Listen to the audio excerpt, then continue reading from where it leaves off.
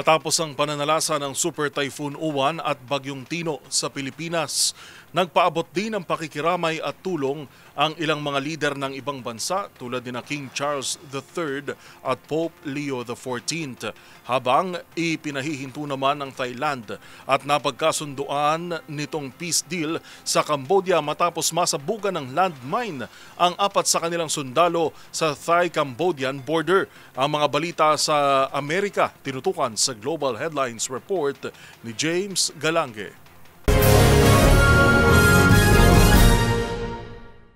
Balita mula sa United Kingdom, nagpaabot ng pakikiramay sina King Charles III at Queen Camilla sa mga nasalanta ng Super Typhoon Uwan sa bansa. Sa isang mensahe mula sa British Embassy, nakikirami umuno sila magmula pa sa naging hagupit ng 2 malakas na lindol noong nakaraang buwan. Habang sa Vatican naman, nag-alay naman ng dasal si Pope Leo XIV sa mga naulilang pamilya, mga nasugatan at maski sa mga nasawi dahil sa Bagyong Uwan at Tino. Kung saan sa isang Angelus prayer, isinama niya sa kanyang prayer intentions ang bansa, pati na rin ang iba pang nagaganap na kaguluhan sa buong mundo. Samantala, may ilang mga bansa rin na nagbigay ng tulong gaya ng China, Amerika, Japan, Singapore at Timor-Leste.